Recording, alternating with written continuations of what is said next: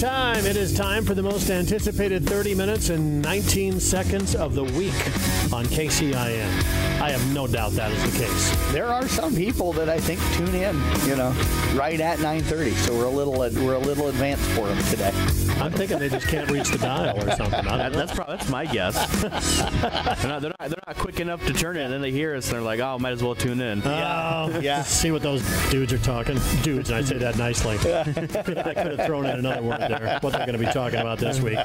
We had some pretty good games. 6-3 week in high school football. Not too shabby. Back-to-back good weeks. Yeah.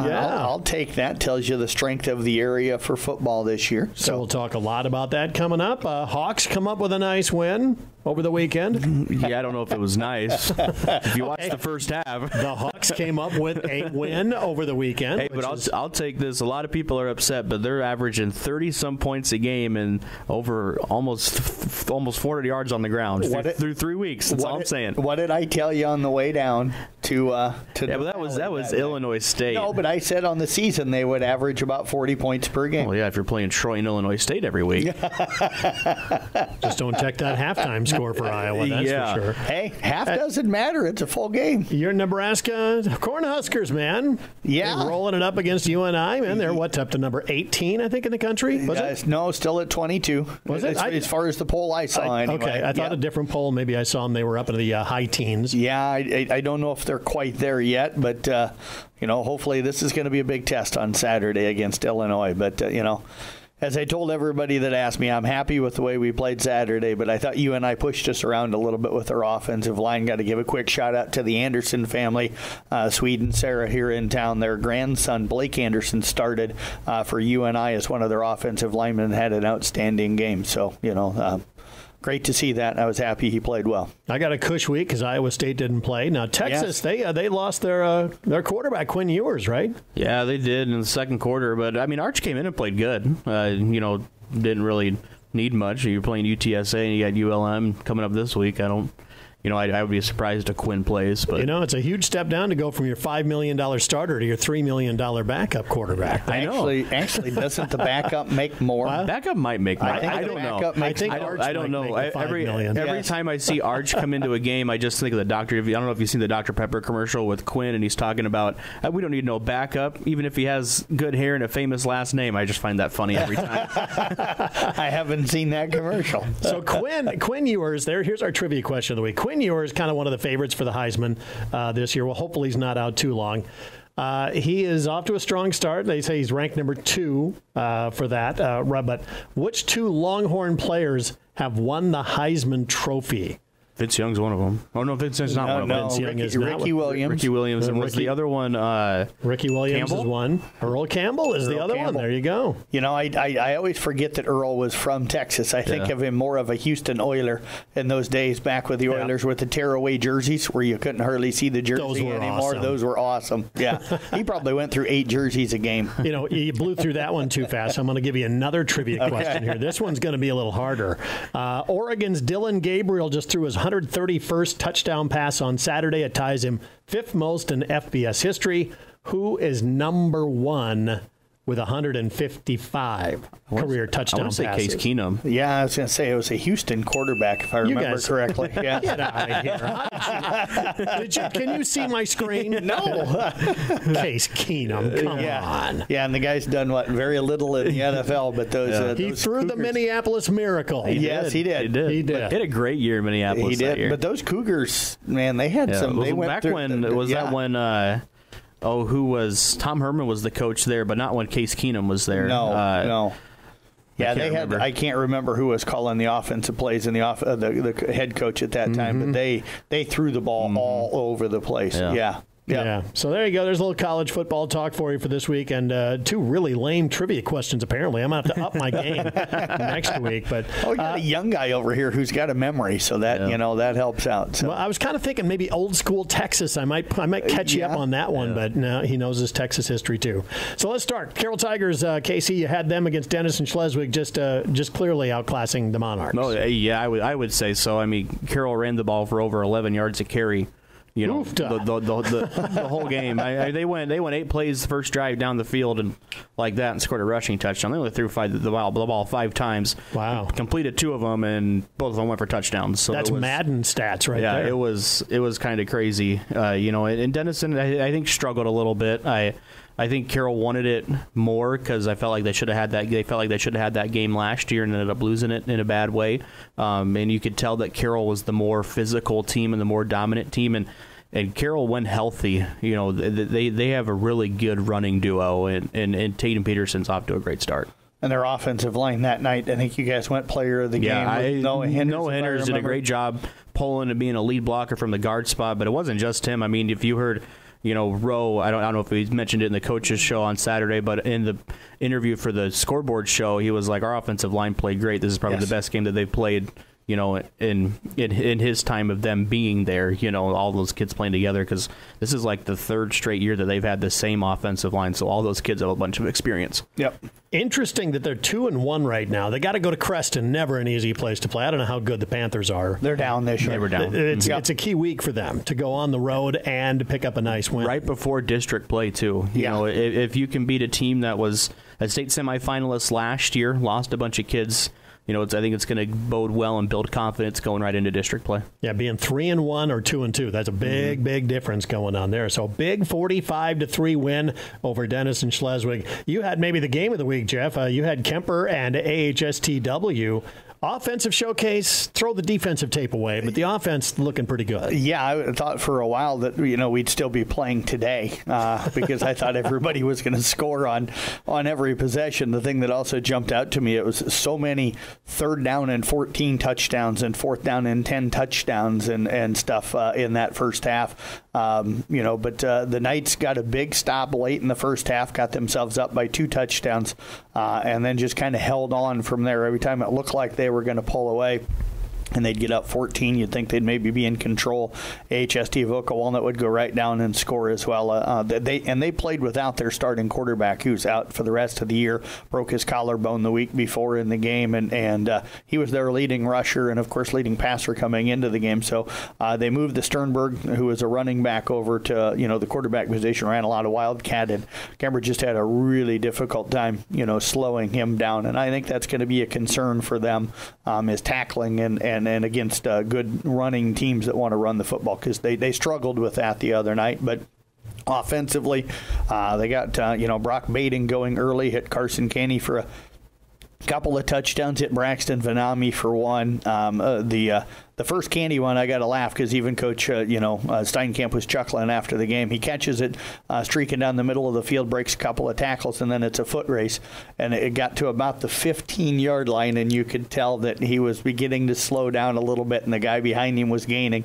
So he juked him at about the 5, and sidestepped as the guy was getting ready to dive at him and got into the end zone. And Ryan said they're going to have to work on a little conditioning because Carson said he was gassed when he got over to the sidelines and stuff. But that was a great play. And then they got, Jaron Hoffman really ran the football very, very well. We ended up naming him player of the game that night, and they kind of leaned on him in the second half. They had a 99-yard drive early in the second half that kind of, I think clinched the game for him, even though it wasn't over until, that final drive of the game. Before we get to the sack of the game that just came out of that ball game, Kemper's now 2-1. Yep. They had a pretty convincing loss against Teelan, but two nice wins in a row. They beat Riverside last week? No, Underwood. Yep, Underwood. I was get Underwood and Riverside mixed up. I don't know why.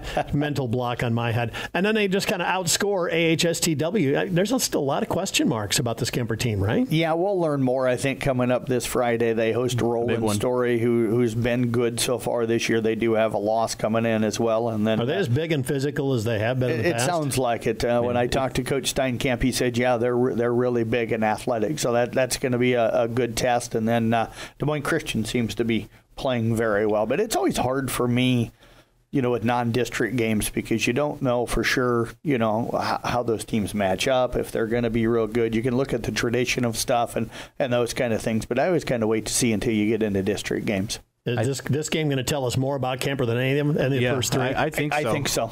If you look at the Radio Iowa polls released, Kemper's 5, Roland Story's 8. So this is a top 10 matchup in Class 2A going to happen at Carroll coming up on Friday. Hot ticket once again right here on KCIM. Esac County, they actually get to the sack of the game here. That came out of the Kemper AHSTW game. Yeah, Tate Barrett from his linebacker position always plays extremely well and picked up a sack in that game. Ended up with 2 of them, but had a crucial one in the second half that stopped a drive for HST of Oak Walnut. All right, and who is our sack of the game winner? Do you not have it in front of you? Because I do. I'm just seeing if you do. I do not. I was just getting ready to look it up, but I was digging through my text messages to find it. Jeremiah Maycumber there you go. Is our winner. And once again, our sack of the game brought to you by Market on 30. Good morning, all student-athlete parents. Don't let your hectic schedules keep you from feeding your family.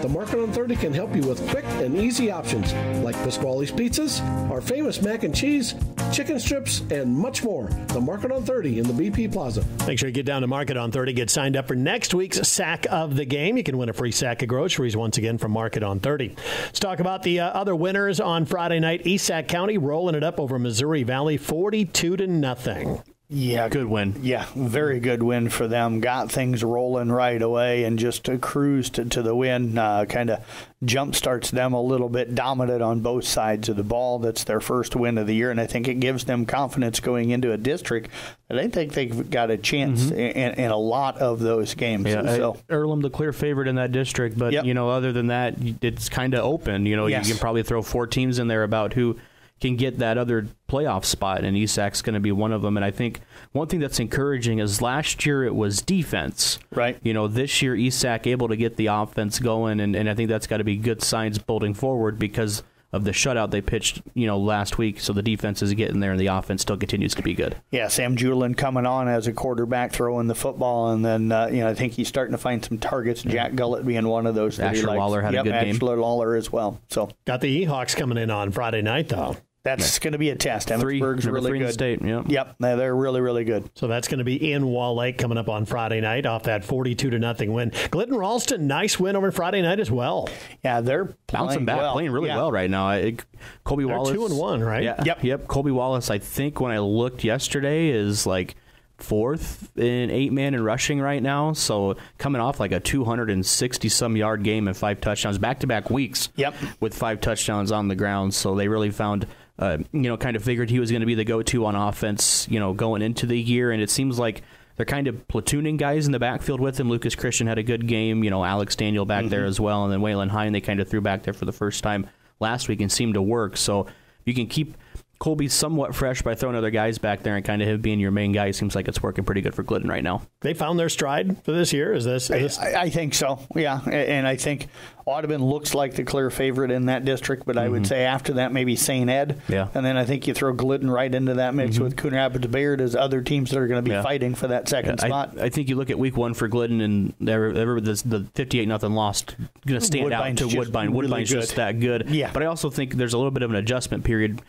Dave's been on the staff for years, but not as a head coach. Right. And now he is. So you saw the little bit of that adjustment period, I think, week 1, and they're really starting to find their stride the last couple of weeks. They got Baxter coming in this Friday night for their week 4 matchup. Arweva Audubon both rolling on Friday night. Arweva 60-8 over Siouxland Christian. Audubon 72-0 over Exira Elkhorn Kimballton, beating up on the neighbors there. Yeah, Audubon very impressive, and we knew they were going to be good this year. I think they actually are exceeding the expectations just a little bit. I thought they'd be really good, but they look outstanding right now. Carson Wessel has slid into that quarterback position, is playing well. I think Austin Christensen, we forget sometimes to talk about him, but he is an elite defender.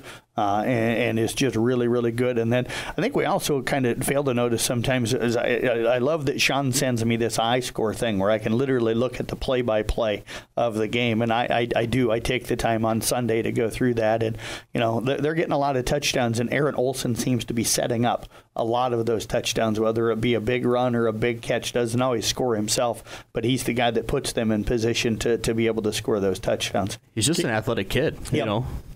Casey, you got the game Friday night. They're playing Fort Dodge St. Ed. This is going to be a heck of a showdown. Yeah, old stomping grounds. I used to cover St. Ed's when I was in college, so it's going to be an interesting game. I think you look at that game, it's an early district. I don't want to say district title game, but it kind of setting up that way with how Audubon's played the last 2 weeks, how St. Ed's played the last 2 weeks. Both teams coming off putting up over 70 points a week ago, they kind of seemed like the two favorites in that district. So winner of that game really going to set themselves up for success the rest of the year. Control their own destiny. What's going to be the difference in that ball game between those two teams? I think Audubon's better on the defensive end, so that's going to be a big key. And St. Ed's has got a really good receiver that they kind of keep intact. I think he had 3 kick returns for a touchdown last week. He's got 4 or 5 of them on the year already. So, that's going to be big. Tackling in space, I think, is going to be a big thing for Audubon coming up on Friday. And no turnovers. Wheeler struggled with that, even though they rolled in weeks 1 and 2. Did not struggle with that in week 3 against Exire, Oakland, and Kimballton, but struggled with some turnovers early in games in weeks 1 and 2. Sounds like special teams. Your time to shine. Yeah. You need to cover those kicks well. Are we rolling by Siouxland Christian? They got Blaine Smith back at quarterback, which I think helped a lot, and it eased some pressure off everybody else, because I think when he was out, they kind of honed in on Wyatt and Wade, and as I would too, and it kind of relieved some pressure off of those two a little bit. Both of them had really good games, and Arweva kind of beaten up on a team that I don't think has been very good, for a while. But it's good to get that win and go, especially kind of starting in district play and stuff like that with West Harrison coming up on Friday. Reestablishing the running game that struggled the week before against Glidden Ralston, that is certainly something that they needed to do, because as much as we talk about them throwing the football a lot, it's their running game that sets up everything, and that physicality that Coach Stolk wants to play with. At home against West Harrison on Friday night? Shouldn't be a struggle.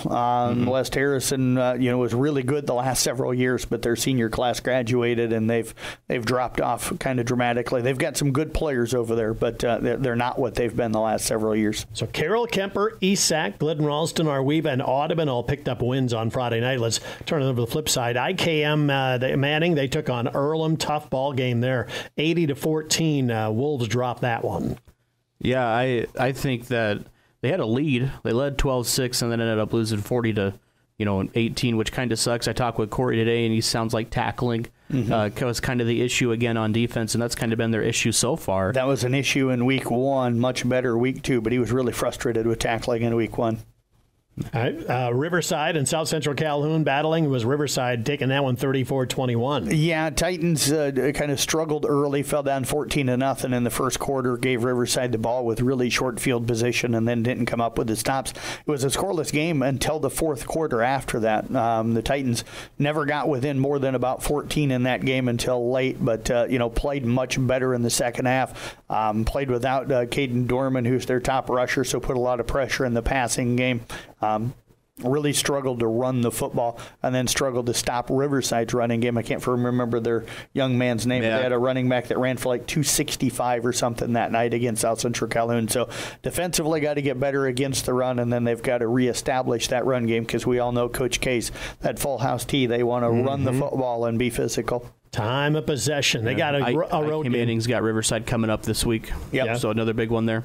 South Central's got ACGC on the road. A number 1 ranked team in Class 1A. I think they dropped the 2, but they're still pretty high up there. So. Yep. Collins-Maxwell, CRB, close matchup here. 28-20 goes to Collins-Maxwell. Yeah, injuries the difference, the way it sounded in that one for Coon. Just not a lot of depth this year. Don't have a ton of numbers out, and had a couple of guys get banged out. Had to sit 3 starters in the third quarter out of 8 guys.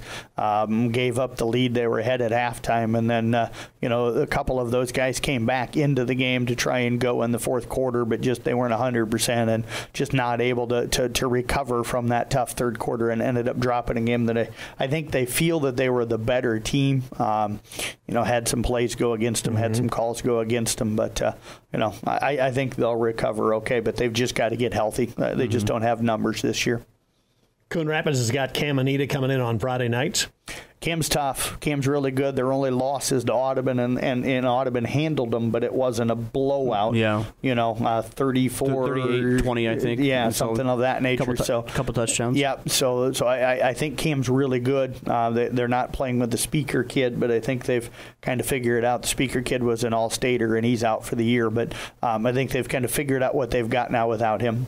So Roland Story Kemper here on KCIM on Friday night. We got Carroll High Creston on kick, and our regional game of the week with KC Miners, of course, Audubon at Fort Dodge St. Ed's. All those pregames begin about 6:25. We're going to talk about the rest of the fall sports coming up here. Volleyball, cross-country swimming, all coming up. As the athletes at your house prepare for hard work and fun of the season, remember that St. Anthony Rehab Services provides physical therapy for any sports injury that may sideline your member of the team. Sports injuries can plague kids of all ages and keep them from playing the sport they love. Athletes will be under the direct supervision of a certified and licensed healthcare professional in the newly renovated Sports Performance Facility.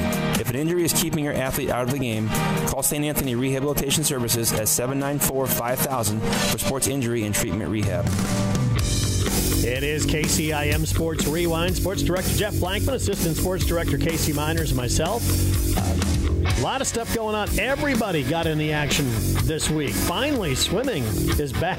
Yeah, the Carroll girls swim team, but where's the numbers? Not very high. I mean, they had 5 girls up at the meet on, I think it was Thursday. I was up there. Yep. And what's a normal? Give me normal. They're number probably for 16 teams. to 20 some. Yeah. Wow. It's normal. Yeah. But I mean, as we mentioned, you lose 7 girls that went to state last year. All of them were seniors, so I think they kind of anticipated numbers were going to be a little low this year. Sounds like they will be back next year for numbers wise. Yeah. And I mean, they had a couple second place finishes, but I think the girls know going in when you swim 4 freshmen, they're not going to win. Most meets. They did have some girls finish pretty good. I think the Barons girl had a second. They had a relay that finished second as well. So and talking with Deb after.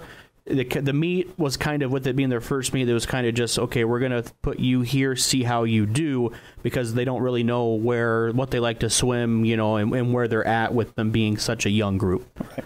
It's going to be a weird year for Deb Danner. I mean, she's not used to these lower numbers. No, and this kind of youth. It's too soft. Just a total development kind of year. Yeah, if I remember the grades correctly, it's a junior, a sophomore, and 4 freshmen. I think it's two sophomores and 4 sophomores and 4 freshmen. So,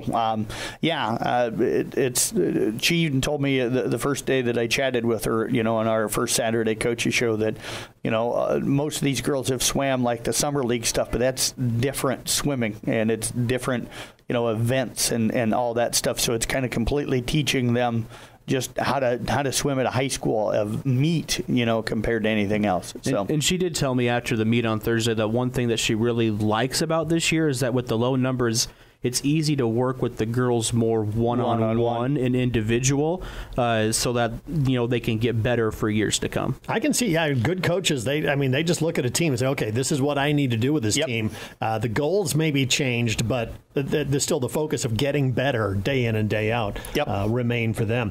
Let's talk a little cross country. Yeah, a couple of runners really jumping off the board at me right now. Reg Potts from South Central Calhoun was second up at the Ridgeview meet, and that's a really, really tough meet this past Saturday. He's been outstanding. Dayton Wiederin from Kemper also was great on the boys' side. And then the East Sac boys were really strong with Landon Sporer leading the way. Owen Engel and Riley Aragon also finishing in the top 17 for them. If I think correctly, SEC's only ran twice, and that's two second place finishes for Reg, so he's doing a great job to start the season. As long as he gets to wear his shades while he runs, he's good. Cause, I'd laugh because at media day I asked him if he could take them off. He goes, well, nobody's going to know who I am if I don't have my shades on. Got a signature look already just in high school. Absolutely, yeah. So, and then some other runners that have been running well here so far. You've got Reagan Garrison and Emily Albertson from ICAM Manning ran well Saturday up at Ridgeview. My nephew, again, Isaac Blankman, ran well. Casey Wiederin's been kind of the top runner for the Kemper girls so far this year. Bree Patterson led the South Central Calhoun girls this year as well. And then the Arweva kids, not a ton of high finishes, but, they're kind of, all of them are out for other sports, so they're not even running in a meet every week this year, and a lot of them aren't getting a lot of practice time except for on their own and stuff. So you're seeing some good things. I think, program that's kind of still developing and redeveloping itself, but Gabby Hundling off to a pretty good start for them so far. All right, so let's move on to volleyball. We'll talk about that. We're going to get power rankings here before we're done here. We're going to talk football and volleyball power rankings, but let's talk about the week in volleyball. I'm just going to kind of run through schools, and KC, if you have anything to add, go ahead here. But I think they're looking better. We saw them last week. Yeah. They're passing better. They're hitting better. I think they've got a couple of good hitters up front to be able to kind of build around in Morgan Bergen and Lee Whitrock, and then Emma Lighting playing well in the back. You look at them last year compared to now, and it's a night and day difference. I think they're staying in matches. They're not winning them, but they're staying in them. They're more competitive. They're not afraid to be aggressive at the net. At times you wish they were more aggressive, right? Instead of sending over all the free balls. But I think it's a night and day difference with Arviva. Yeah, they're coming on and going to get better. Audubon, Harlow Miller. She is one of the elite players in the area. Can do everything really well. I think Anna Larson's slid into that role as the setter this year. Cadence Brandon Sporer plays well for them in the back. This is a good club. They're just going to be in a league that's going to be really, really tough. That Wick on volleyball is outstanding, and they're one of the smaller teams in that conference. Carroll Tigers, I like what they're doing this year. They've won 8 games so far this year. They won 6 a year ago, so they've already surpassed last year's win total. They won 10 games 2 years ago. They've got a chance, I think, to eclipse that and keep rolling. If they can finish right about 500, it's going to be a good year for them. And you got to like what Riley's done in her first year. Yep. They go win 5 games at a tournament earlier in the year, then go 3-3, and I think at a pretty tough tournament this past weekend. Caitlin Aiden's playing well for them. Olivia Rowetter is playing well. If there's been an issue, probably it's been at times serve receive has given them some issues. Coon Rapids Bayard 9-0, undefeated. We thought they'd be tested last week against Exire Okran Kimballton, who's really good, but they were able to get through that test and stay undefeated. Amelia Cook, the freshman's setting well for them. Leah Clayberg and Aubrey Hoffbauer are playing really well at the net, and Anna Hart's been strong for them in the back row as well. East Sac County, Addison Ehler, she's been incredible this year. Just hope that the arm and the shoulder can hold up. Yep. Yes. She's averaging about 15, 16 kills a game, and just is carrying them on the offensive side. Caitlin Schmidt, though, I think is coming on and giving them a second option, and she's been serving well for them as well. And I like their defense at the net with Emerson Ludwig and Kendall Quirk. Both of them do a really nice job of getting blocks up.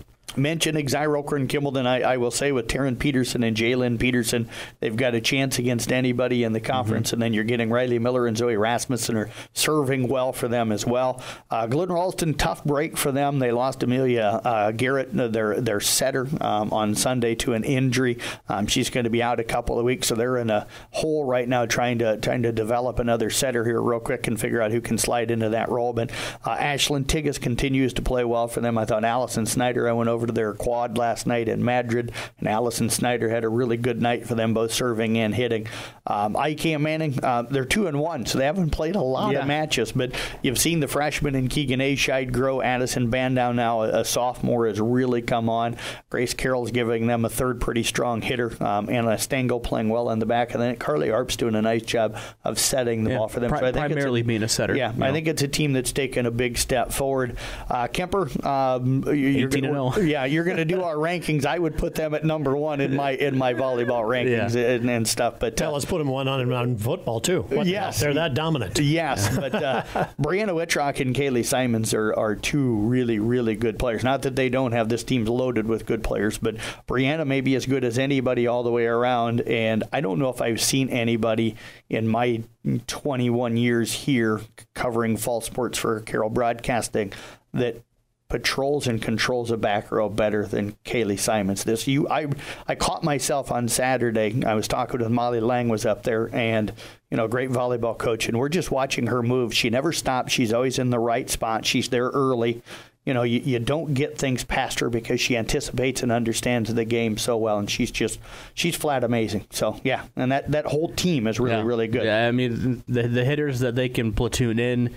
I think that was a big question mark for him coming into the year because you had Brianna Whitrock. Well, who else was going to step up? Well, now you can name about 4 girls that have come in and stepped up. Mariah Houghton, Colby Peter, Olivia Schenkelberg, Addie Antofer off the bench, Zoe Bruning, listing off 5 there, that have come in and played really well for him. And then 2 really good setters in Carson Overmall and Elsa Tiefenlander. I think the biggest strength is they're a great serving team. They put so much pressure on you at their serve, and they have so many great servers. Peyton Sheridan, much improved over a year ago. ago. Krista Bunt, the head coach from Glidden Ralston, even said it in my interview I did with her yesterday. In years past, they struggled to volley a lot of times, and now Glidden beat them this last week, but they volleyed really well, and you can see the growth. They're sitting 2-1 on the season right now. And then South Central Calhoun, this is a fundamentally strong team. I know they went 3-3 this weekend, but Nora Redazel, their outstanding setter, was home sick, so they had to rotate. Sounds like she'll be back tonight. Yep, J.C. Gravy had to kind of slide from a hitter role back into the setting role, so that took one of their hitters away. But those are two outstanding players. And then Brenda McAllister, I really like Alexa Hollam in the back row for them. And then I think Nicole Carroll stepped in and hit the ball and played well for them on Saturday up at that tournament. Kemper's got to travel to Council Bluffs, taking on Red Oak and St. Albert tonight. Any challenge for them there? I don't see one. No. It's two traditionally strong programs, but I don't know if either one of them are at Kemper's level right now. It'll be interesting to see what happens this weekend at the CYO. Bishop Heelan's there. I think they're ranked within the top 5 in Class 3A or Class 4A. So that'll be interesting. Find a lot about Kemper over the weekend. And Galen Catholic's usually pretty strong too, but I would say that Heelan matchup's going to be the big one. So clearly Kemper, the number 1 team in your power rankings in volleyball. Give me the other two, number 2 and number 3. I would say Kuhn and SEC. Yep, I would agree probably, on that. You look at the teams that are probably right now our best teams. You can argue ESAC in there. ESAC's played really good as well. Yeah, I would say that my top 3 would be Kemper, Kuhn, and South Central Calhoun. Yeah. Turn it over to football. Tell me who's the top 3 there in power rankings. I'm going with Audubon at my number 1 spot. Yeah, they've been the most dominant team. Mm-hmm. I'm gonna throw Carroll and Kemper in there in no particular order, but I think you look at our teams so far, those are the teams that are kind of, I think, above everybody else right now. But I think football, you can throw almost anybody in there with how close this stuff is. Yeah, and I would concur with KC this week that Carroll and Kemper jump into that top 3 in my power rankings. Maybe Glidden outside looking out at number 4. Outside, and I don't. Weaver, the other one, I probably don't forget about them as well. It gets a little more blurry once you get down to number 4 and 5. Yes, it does. Yep. All right, that is KCIM Sports Rewind for this week. Once again, don't forget, get to Market on 30. Get signed up for the Sack of the Week. That is coming up again next week. And join a podcast of this program. It's available in the podcast section on the website coming up in just moments.